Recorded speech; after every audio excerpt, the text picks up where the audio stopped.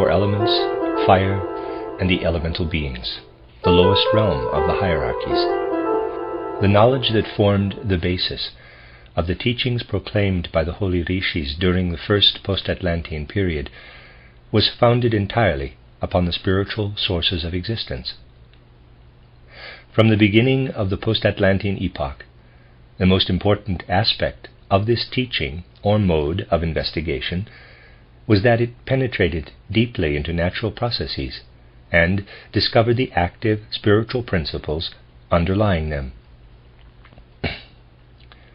Fundamentally speaking, we are continually surrounded by spiritual happenings and beings. Physical phenomena are merely the expression of spiritual facts. Things that appear to us in material form are but the outward sheaths of spiritual beings. Thus, when the primeval divine teaching spoke of perceptible phenomena in our surroundings, particular emphasis was laid on what was, to human beings of that time, the most important natural phenomenon surrounding humanity on earth, that is, fire.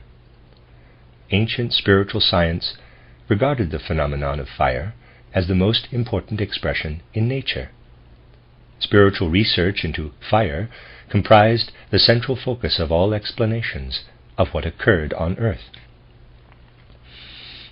To understand these teachings concerning fire, so important in ancient times for all knowledge and life, we must first consider how other natural phenomena were regarded in the past by a teaching still valid in spiritual science today. In those ancient times, all that surrounded human beings in the physical world was referred back to the four elements. Modern materialistic science no longer acknowledges the four elements of earth, water, air, and fire. But the spiritual science of that time did not understand these as we do today. When using the word earth, they did not mean what we mean by that word today. Earth denoted a condition of matter, the solid state. Everything we refer to as solid was called earth in ancient spiritual science. It did not matter whether it was a solid lump of arable soil, a crystal, a piece of lead, or a piece of gold. Everything of a solid nature was termed earth. Everything fluid, not only water as we know it, was referred to as watery or water. Iron, for example, when melted by fire so that it became fluid, would be termed water by spiritual science. All metals in the fluid state were called water, while what we call gaseous was termed air, regardless of the particular gas to which it was applied, whether oxygen, hydrogen, or some other gas. Fire was considered the fourth element. Those of you familiar with elementary physics will recall that modern science does not regard fire as comparable with earth, water, or air. According to modern physics, fire is regarded merely as a condition of movement. For spiritual science, however, warmth, or fire, has an even finer substantiality than air. Just as earth or solidity can be transformed into the liquid state, so, according to spiritual science, all airy or gaseous forms gradually change into the condition of fire. Fire is so rarefied that it permeates all other elements. It permeates air, thereby warming it, and the same applies to water and earth. Whereas the three other elements are separate, the fire element possesses an all-pervading quality. Now, both ancient and modern spiritual science agree that there is a still more important difference between what we term earth, water, and air, and what we call fire or warmth. How do we get to know the earth element or solidity? We might try touching it and experiencing its resistance. The same applies to water, though it offers less resistance. Nevertheless, we are aware of water as something external to ourselves, as a resistance. The same is true of air. We get to know it in relation to ourselves only externally, but this is not the case with warmth. Here we must emphasize an aspect that is regarded as unimportant by the modern way of looking at things. but we shall have to consider it if we wish to fathom the riddles of existence. The fact is, we become aware of warmth without touching it externally. This is the important point. Of course, we can become aware of warmth by touching an object that has been heated, in which case we become aware of it in the same way as we do the other elements. But we also feel the warmth within our own organism. That is why ancient knowledge, even in ancient India, stressed that we become aware of earth, water, and air only in the outer world, while warmth is the first element that can be apprehended both inwardly and outwardly. Warmth or fire, therefore, has a twofold nature, an external aspect, which we get to know outwardly, and an inner aspect, which we feel in our own condition of warmth. It has an inner and an outer manifestation. Actually, we feel our own inner warmth. We are hot or cold, but we are little inclined to concern ourselves with what is gaseous, watery, or solid in our organism. That is, with what is air, water, and earth in us. We begin to be aware of ourselves only in the element of warmth. Therefore, both ancient and modern spiritual science proclaim fire or warmth to be the first stage at which matter becomes soul. In other words, we can rightfully speak of an outer fire, which we perceive as we do other elements, and of an inner soul fire within us. For spiritual science, fire has always built a bridge between the outer material world and the inner soul world that can be perceived only inwardly. It was central to all observation of nature, the gateway through which we can penetrate from the outer to the inner. Fire or warmth is truly like a door. Standing before it, we can observe it from the outside, we can open it, we can behold it from within. This is how fire is to be understood in the context of natural phenomena. Outwardly, we touch a physical object and encounter fire in the same way as the other three elements stream toward us, but we perceive and experience warmth as something that also belongs to us. With fire, we stand in the doorway and enter into the soul element. This is what spiritual science proclaims about fire. In fire, we see something that plays between the elements of soul and matter. Let us consider an elementary lesson from the first human wisdom. In ancient times, a teacher of this wisdom would ask that one observe an object being consumed by fire. Then the teacher would point out that two things could be seen. In those days, one was called smoke, which still applies today, and the other was called light. Both of these natural phenomena, on the one hand light and on the other hand smoke, occur when an object is consumed by fire. A spiritual scientist saw fire as placed between light and smoke, and the teacher would say that out of the flames were born both light and smoke. Here we should keep in mind a simple yet very important characteristic of light that is born of fire. Most people asked if they see light reply that they do, of course, see light.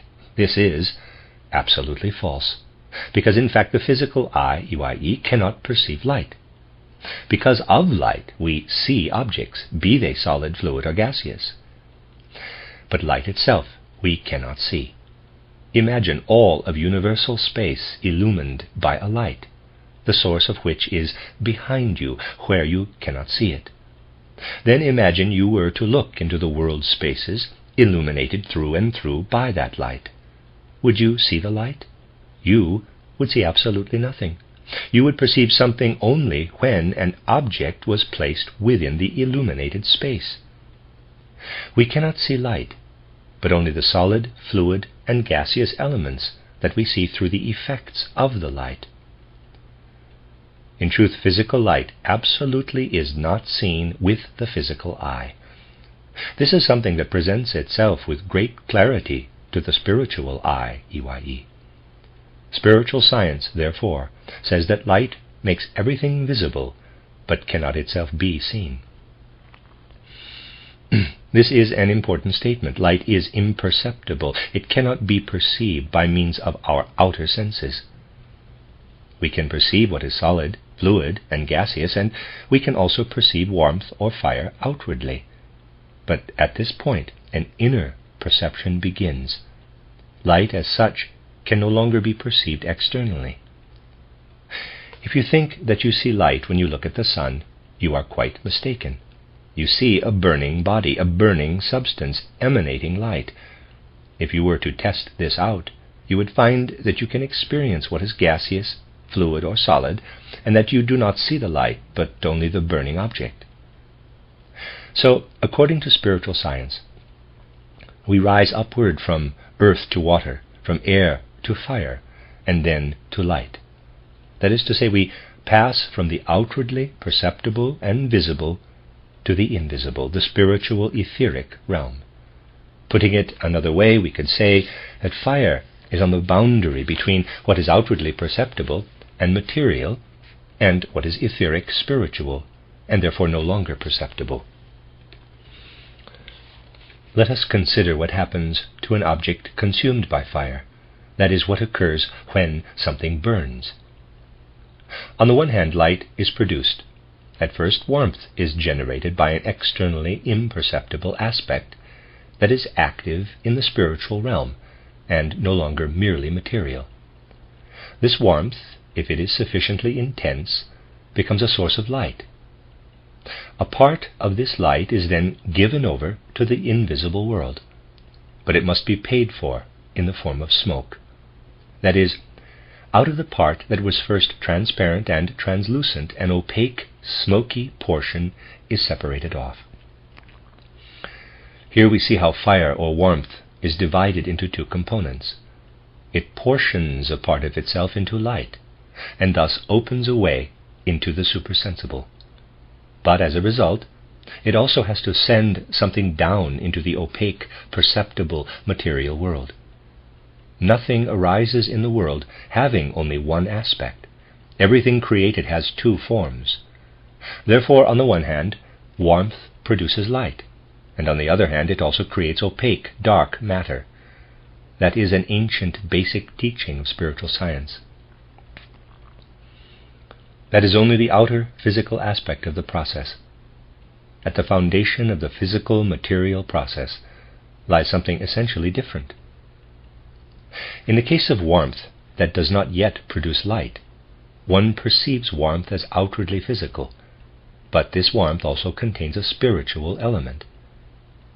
When the heat becomes so intense that light arises and smoke is produced, a part of the spiritual component that was in the heat goes over into smoke. The spiritual component of warmth that was in the fire and then transferred to the gaseous element, that is, into a form beneath that of warmth, is transformed in the clouded smoke.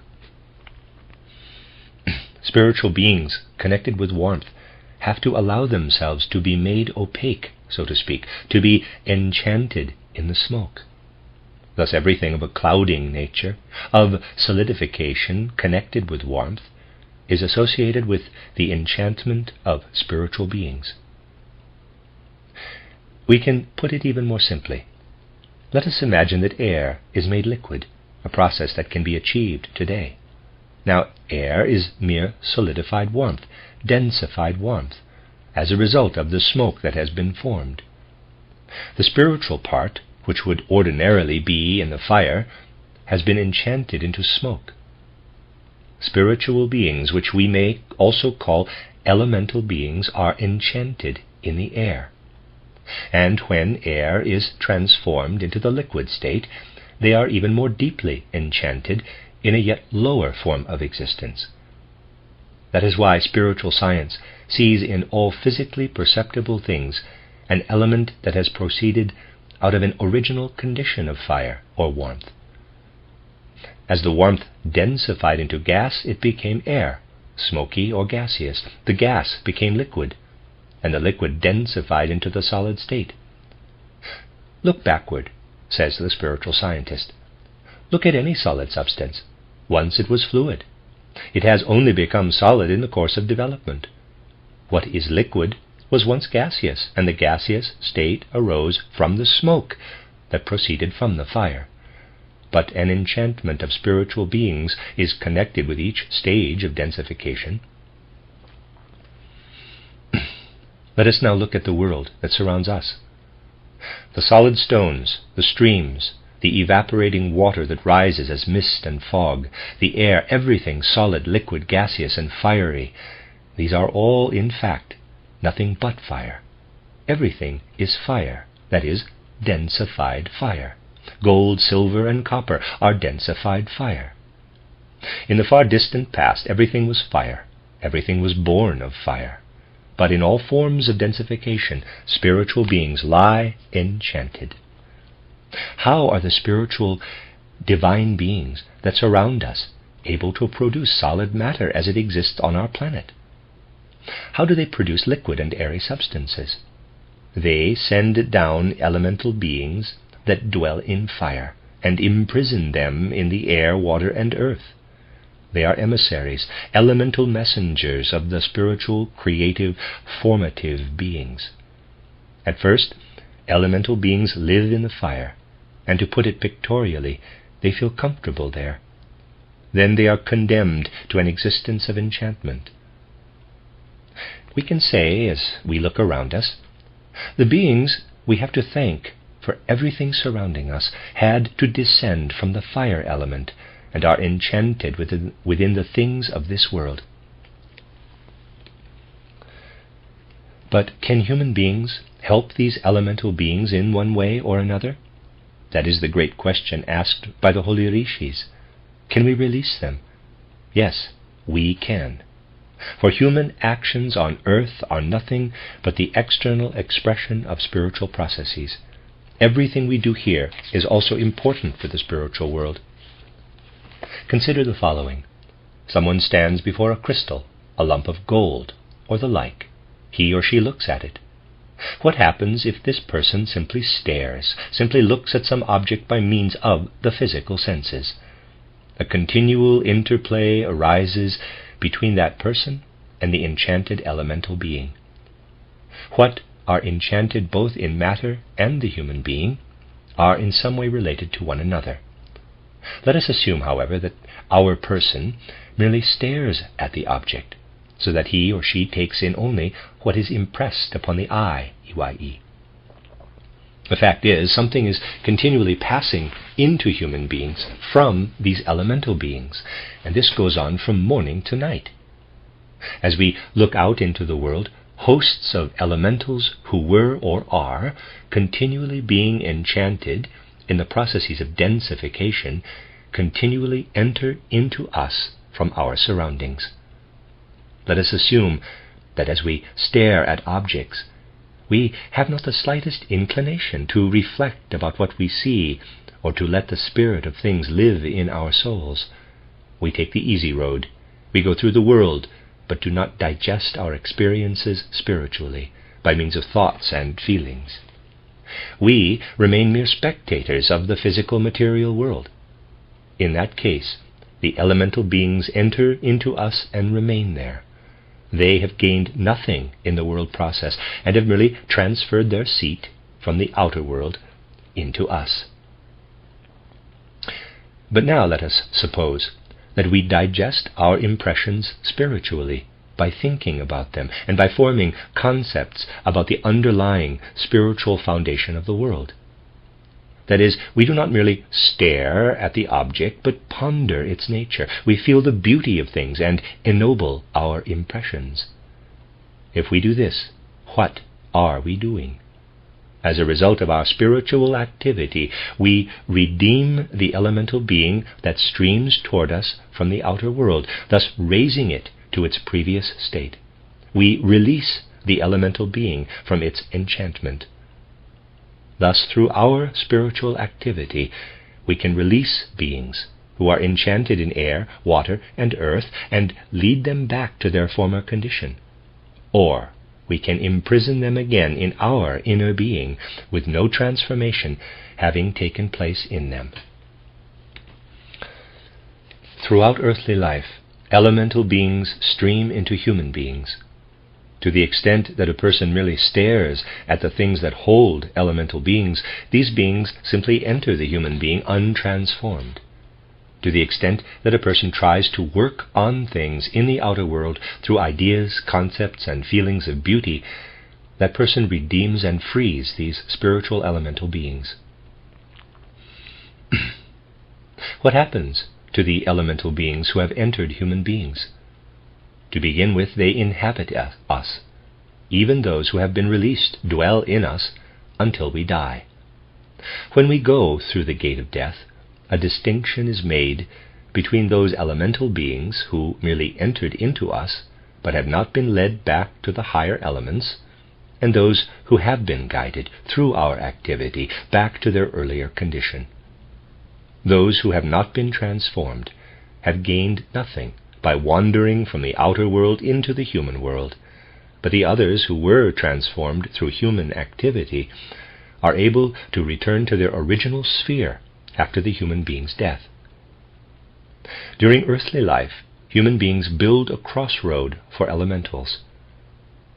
After having passed through life in the spiritual worlds and returning through the gate of birth into a subsequent incarnation, a person is accompanied into physical existence by all the elemental beings who were not released. Those who have been released no longer accompany the person, but return to their original element.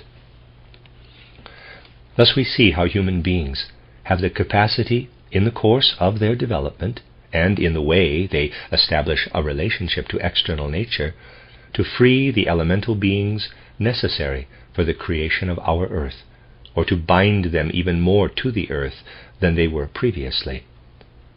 What happens when someone looks at a material object and fathoms its true nature, so that the elemental being is released? Spiritually, the course taken is the reverse of what occurred before.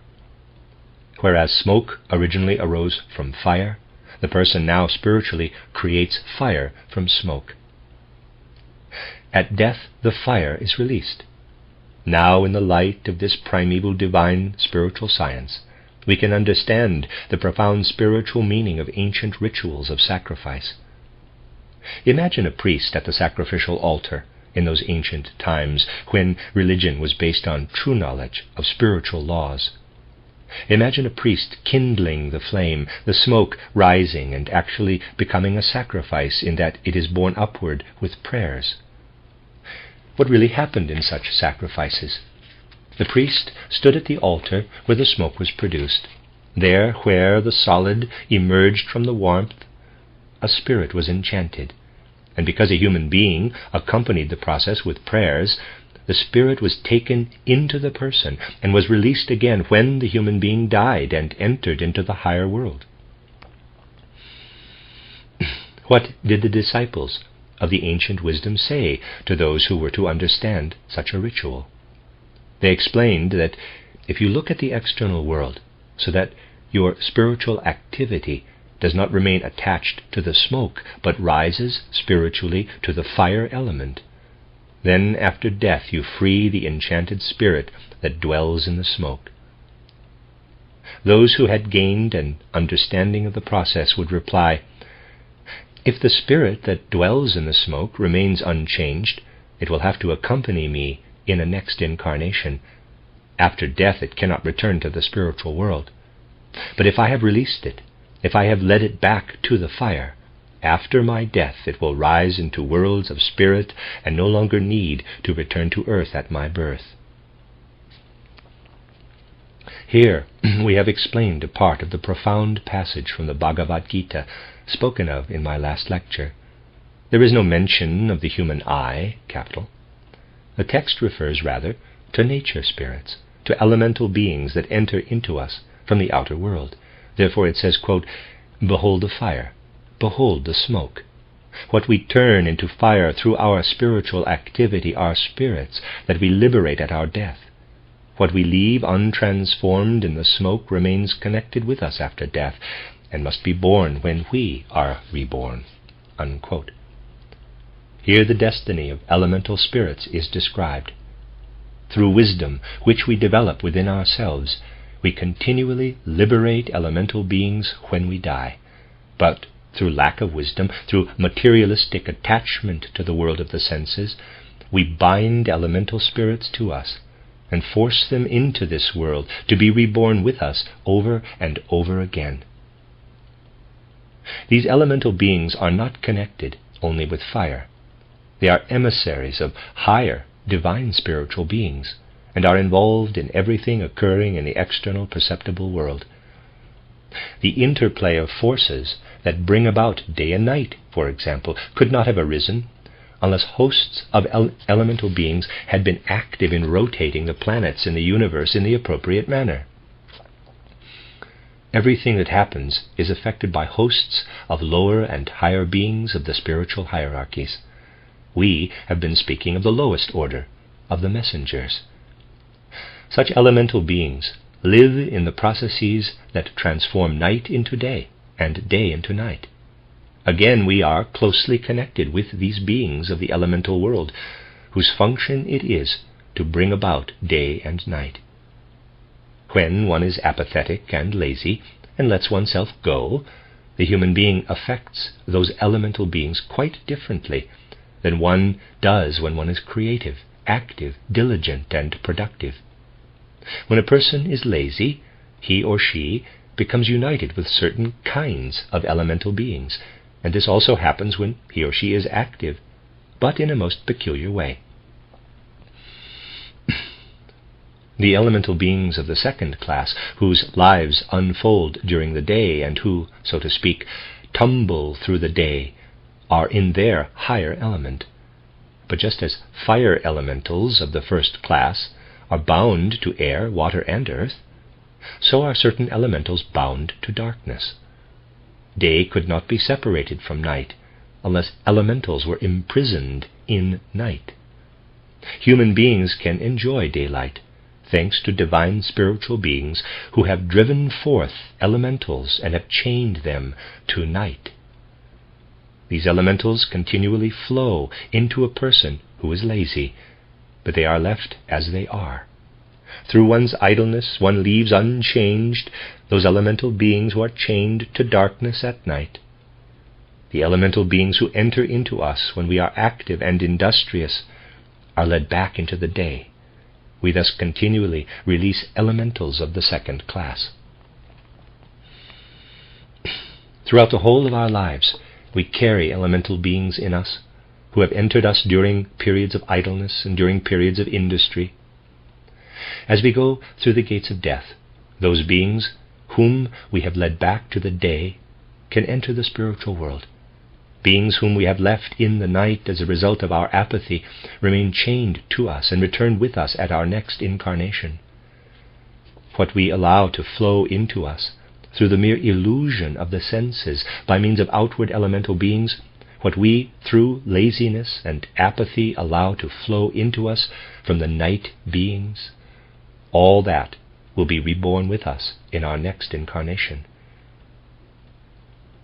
This brings us to the second point in the passage from the Bhagavad Gita.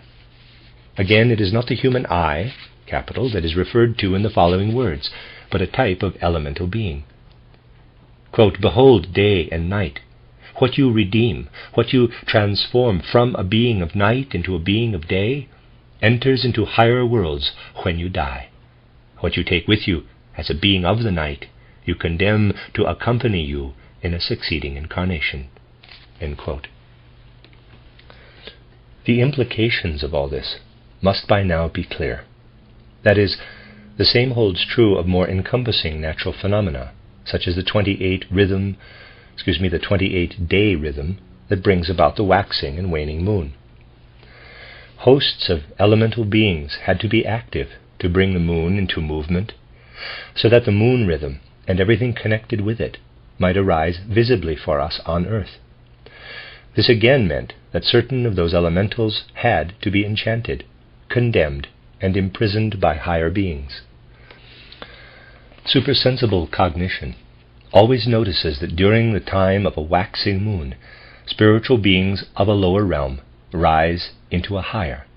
But then, for order to prevail, other spiritual elemental beings must then be enchanted into lower realms. These elementals of the third kind are also connected with humanity.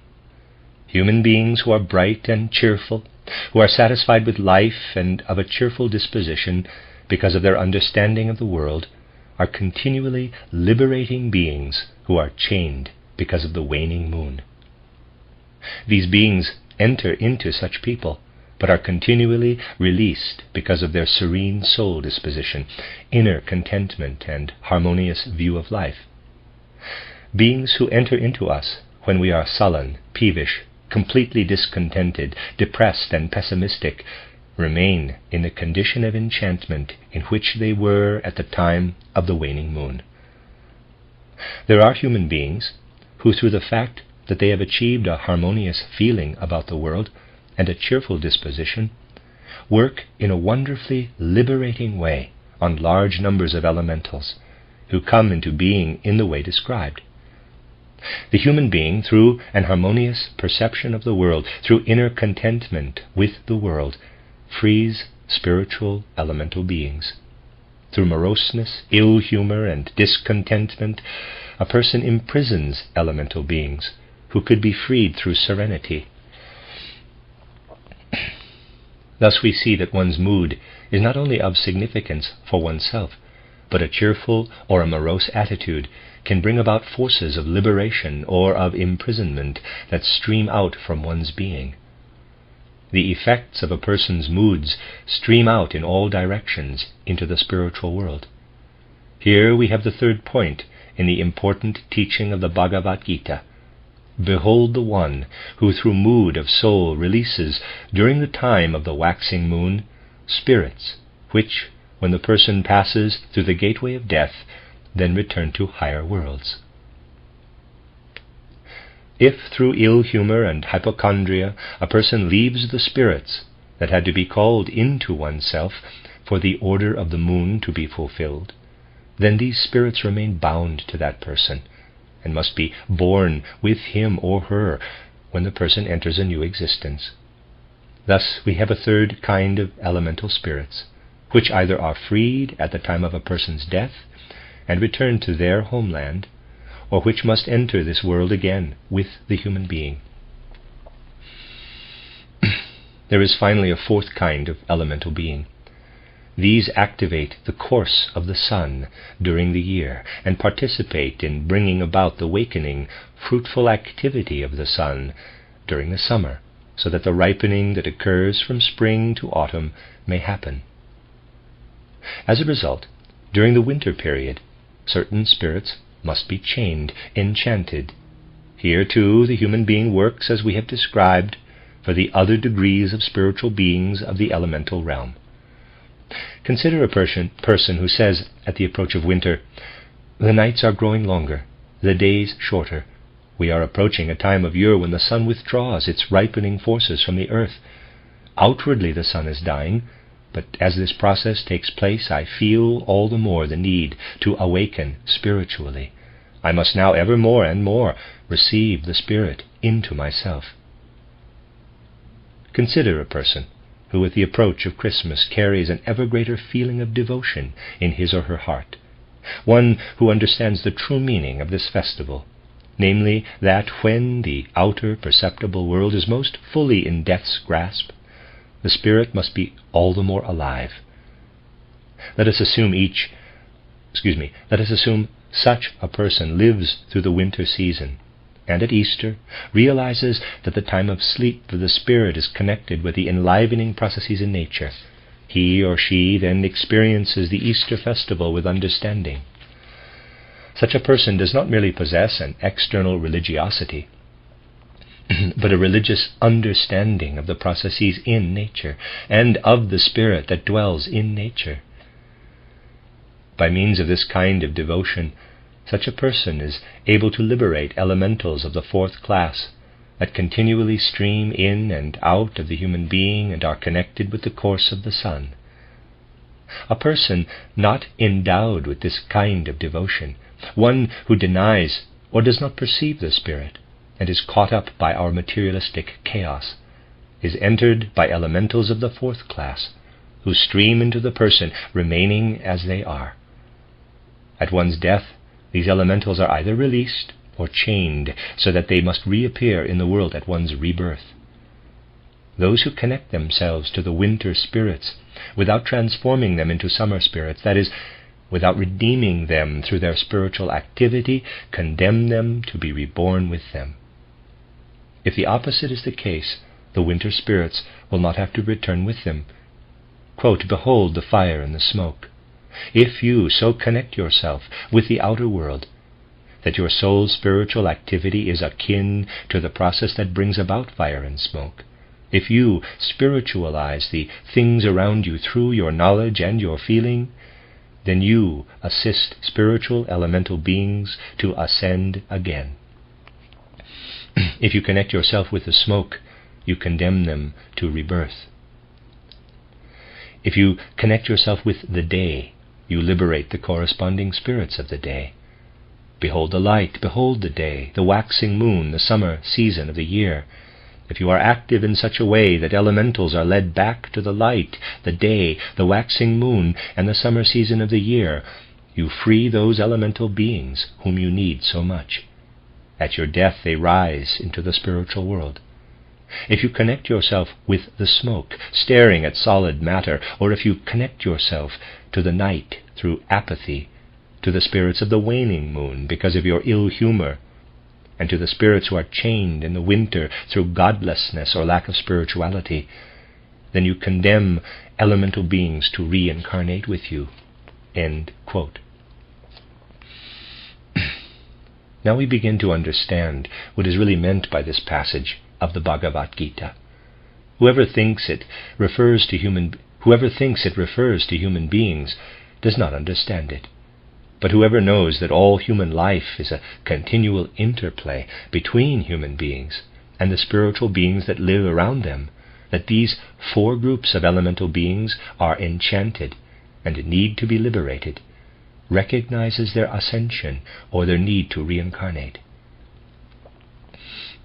The mystery regarding the lowest rung of hierarchical beings has been preserved for us in this passage of the Bhagavad Gita. When one has to draw forth from primeval wisdom what is proclaimed in ancient religious documents, one begins to realize their true greatness and how wrong it is to take them superficially and thereby avoid plumbing their depths. One gains a right relation to them only when one says that no wisdom is too exalted to fathom what is contained there. Then the ancient records become permeated by the magic of devoted feelings. Only then do they become what they truly are, ennobling and purifying means for human development. Still they point to fathomless abysses of human wisdom. Only when that which springs from the occult schools and mysteries begins to stream from human beings outward to humanity at large, only then will the reflections of primeval wisdom, and they are but reflections, be seen in their true greatness and appear in their true light.